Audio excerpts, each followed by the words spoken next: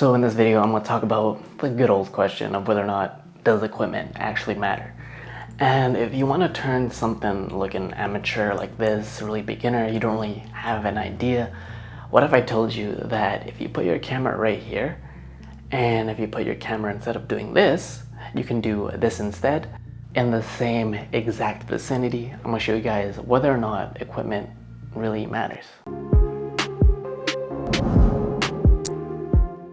So if you give someone like $1,000, pick any camera you want and any sort of light setup, I can give someone a camera and be like, okay, I'm gonna plop this camera right here and I'm gonna place my lights left and right. And now I officially have a YouTube setup.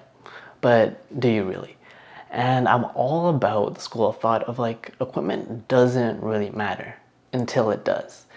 What I mean by that is that you need to have an understanding of how video actually works. What components are you actually using? Are you using the best camera settings that you possibly have? So you're already giving yourself a leg up. So even though if you have the most crappiest camera in the world, even if it's APS-C, even if it's a Nikon, even if it shoots in typical DSLR and it has that big shutter and it's clunky and it's loud, you can still get really good quality as long as it shoots 1080p. So what I'm gonna do right now is I'm gonna fix the visual.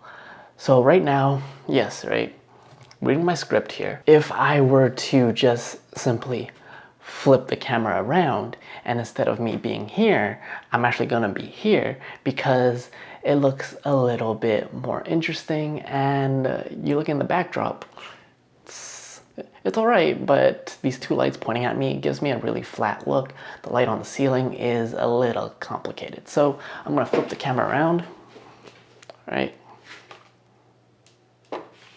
And then what I'm gonna do is I'm gonna position this light right here and down. So it's like a Rembrandt key lighting. And most people are like, yeah, use a ring light for YouTube videos, but for this video, I'm actually gonna turn off the ring light. And what I'm gonna do instead is I'll be turning on my accent lighting I have right here. And it is by Govee. And I'm gonna do a little bit of a cleanup here. So right now my camera settings are at 1/60, 4K, 3.5, and 500 ISO. I'm just gonna bump that ISO a little bit down. And then I'm gonna try to frame that chair so it is straight in the middle. And now you guys tell me how this looks from before and after. And what I can do is I can actually move closer to the camera. So I create more of a depth of field, even though I'm shooting at 3.5 aperture. The closer I get, the more blurry the background will actually be. And of course, I just need to adjust the lighting. And which one looks a little bit more interesting, a little bit more personality, and how does it look visually? Do you prefer one or do you prefer visual number 2, right? And that's all using my Nikon with the kit lens, with a little bit of accent lighting, and just a simple LED key light that you can find in the link in the description below. But as you can see, without that fancy light, it already looks a lot better. But next what we're gonna do is we're actually gonna talk about audio, because as you can see this room right now, hardwood floors, sound is bouncing everywhere. And how you fix that is, if you haven't seen my other episode, you want to check that out. But what I'm going to do, have this coat rack right here. Now guys, if you actually see, there is a difference in terms of how my voice is actually being absorbed into the blanket right now. And I'm just going to do a little reference check to see how I look on camera. I look like I am in middle of the frame.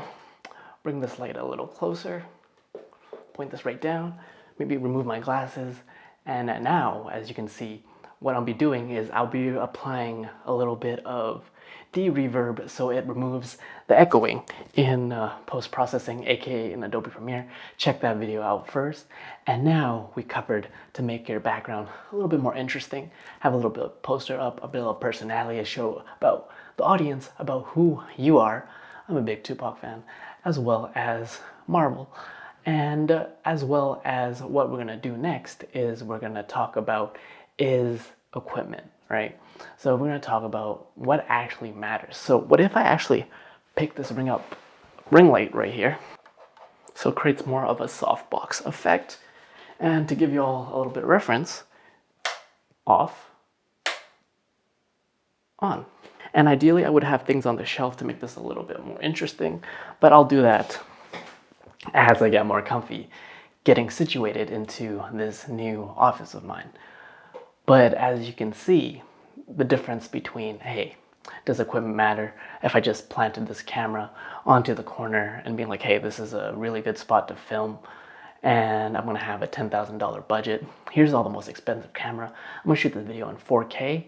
Or if you actually have time to think and be like, hey, what can I make a little bit more interesting? How is the visual more appealing to the viewer? Can I create more depth by adding more things? Can I adjust the sound? How can I make the audio quality better? And after you do all those things, and then you want to consider equipment. What exactly do I need? And for me, if you're a budget shooter, all you want to consider is your holy trinity, your visuals, your lighting, as well as all of your audio equipment.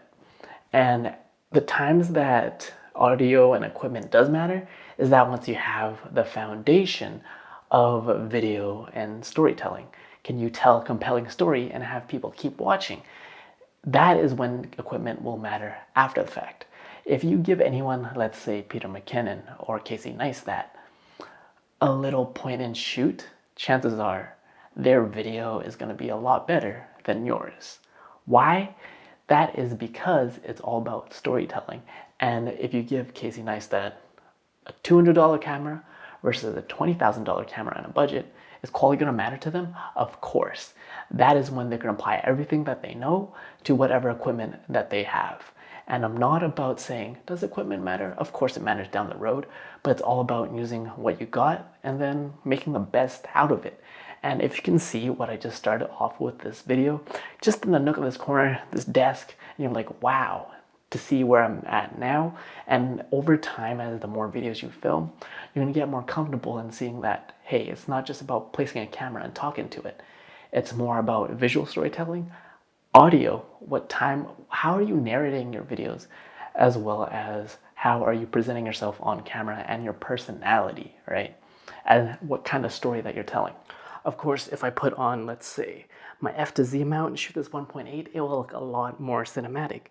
But that's knowing that I have equipment experience, and if I want even more shallow up depth, then that's exactly what I'm going to do, which I'm going to show you guys right now.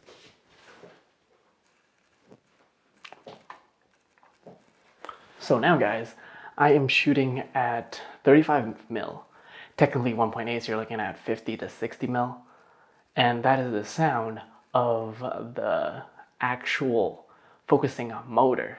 Shallower depth of field, and it's really close and you can see my face, which is why I'd actually prefer if I just shot with this guy, which is the kit lens. But anyways, that was my little spiel on whether or not equipment matters, right? You have to know what you're doing, and in the end, yes, of course, right? The more equipment, the better equipment you have, the less heavier of a workflow you need, because you have the best equipment to create the best video environment. If you know what you're doing, if you know the basics and the foundations of everything, even if you're just in your underwear at home trying to figure out what's the best corner in my room to actually shoot a video. But that was my spiel. Make sure you grab all my resources. Link in the description below. If you actually want to get serious about video editing and content creation, it is in the description. I literally walk you through how you can use any camera, any gear, especially if you use a Nikon camera. As well, if for those that want to take video and do that full time, link in the description below as well if you want to check that out. And everything that I've mentioned is in my Amazon storefront. Link in the description. Check that out. My name's Peter. You're watching Broke Vision Collective. I hope this didn't focus because I'm not a fan of this lens with the Nikon Z50, but you're watching BBC CO, where we all start on the thing. But you can always create something.